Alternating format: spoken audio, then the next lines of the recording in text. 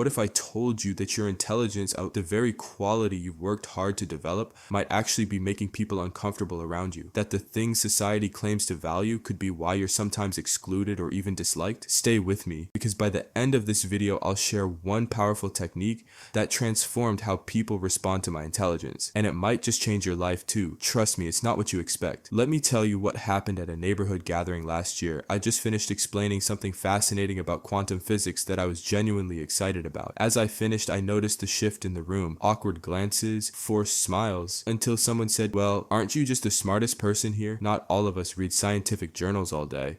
The room went quiet. Everyone looked at me. I did what most of us do, laughed it off, changed the subject, and spent the rest of the night making sure I didn't sound too smart.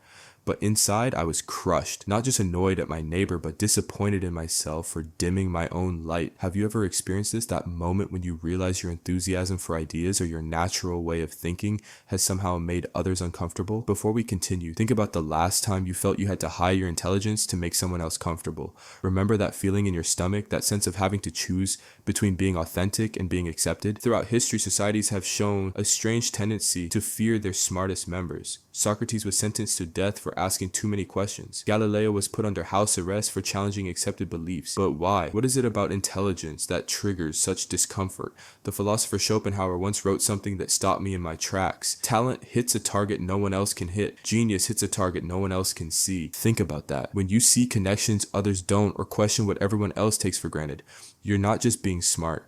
You're operating in a reality that others can't fully access, and that can be deeply unsettling for people. From cognitive psychology, we know our brains prefer information that's easy to process, ideas that fit neatly into what we already believe. When something challenges that, like complex ideas that require mental effort, it creates psychological discomfort, and that discomfort often gets redirected as negativity toward the smart person sharing those ideas.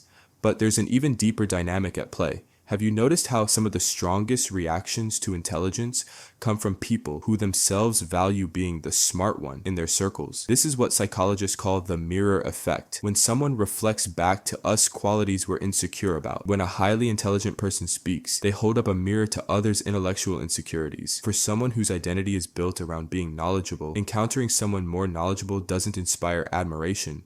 It threatens who they think they are. If you're finding these insights valuable, this is exactly why you should subscribe to Emote Logic. We explore the hidden patterns in how we think and feel, patterns most people never notice but that shape every interaction we have. Hit that subscribe button now to join thousands of deep thinkers who are learning not just to embrace their intelligence, but to share it in ways that connect rather than divide. Let's talk about something that might be uncomfortable. Intelligence disrupts social hierarchies. In most groups, hierarchies form based on predictable qualities: physical strength, social skills, seniority.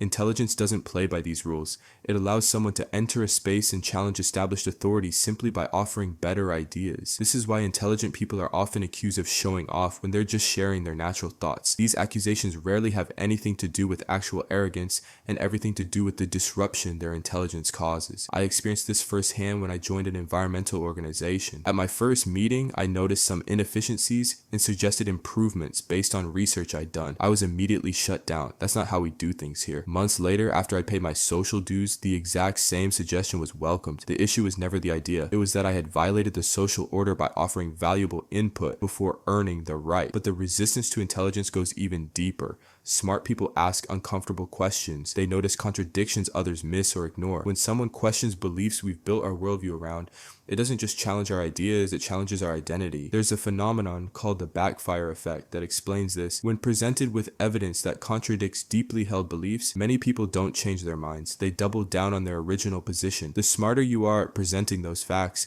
the more threatening you become. I've experienced this countless times, carefully explaining something with evidence and logic, only to watch the other person become more committed to their original view, not less. At this point, you might wonder if being intelligent is simply a social liability. If the very quality that helps you understand the world also separates you from others in it, what's the point? Stay with me, because understanding these dynamics is actually the first step toward transforming how you navigate them.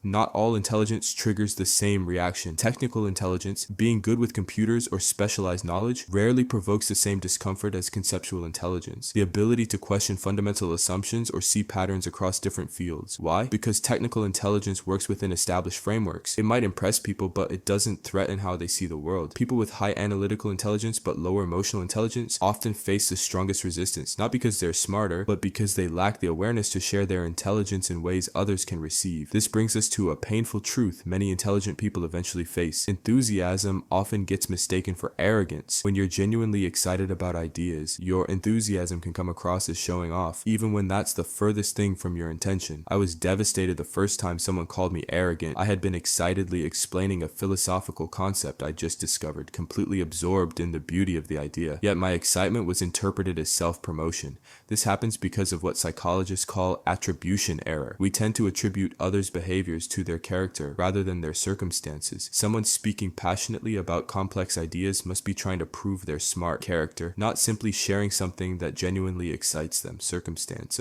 For intelligent people, this creates a painful choice. Either express your thoughts authentically and risk being labeled arrogant, or suppress your natural thinking and feel disconnected. If these experiences sound familiar, you're exactly why I created Emote Logic. This channel is dedicated to the fascinating intersection between our emotions and our thinking, how our minds work, and how we can better connect with others whose minds work differently. Subscribe now and join our community of thoughtful people navigating these exact challenges.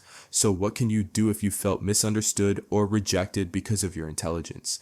After years of painful trial and error, here are the 3 strategies that changed everything for me. Strategy 1. Connect before content. The biggest mistake intelligent people make is leading with ideas rather than connection. Before sharing what you know, establish why you care, both about the topic and the person you're speaking with. When I talk about quantum physics now, I don't start with the concept. I start with, I read something that completely blew my mind, and I immediately thought about our conversation last week. Can I share it with you? This simple shift does something powerful. It shows you're not just interested in the idea, but in sharing an experience with this person. Strategy 2, make the abstract concrete. Smart people often think in abstractions, principles, systems, and concepts, but most people connect more easily with stories, examples, and practical applications. When sharing complex ideas, always bridge from the abstract to the concrete. Don't just explain a principle. Show how it applies to real life through stories that make it tangible. Strategy 3, practice intellectual humility. The most disarming approach is pairing intelligence with genuine humility. This doesn't mean pretending to know less than you do, Sai. It means openly acknowledging the limits of what you know. Phrases like the way I currently understand it, or from what I've read, though I could be missing something.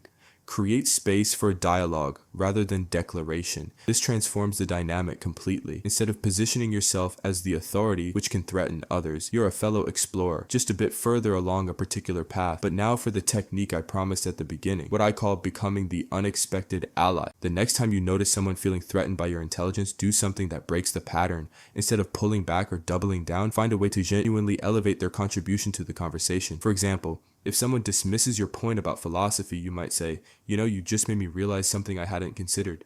Your practical perspective helps ground these abstract ideas in reality. That's something I sometimes struggle with. This works because 1, it's sincere. You're finding genuine value in their different perspective. 2, it repositions you from competitor to collaborator. 3, it shows emotional intelligence alongside intellectual intelligence. When I used this approach with my neighbor, yes, the same one from the beginning, something remarkable happened. His entire demeanor changed.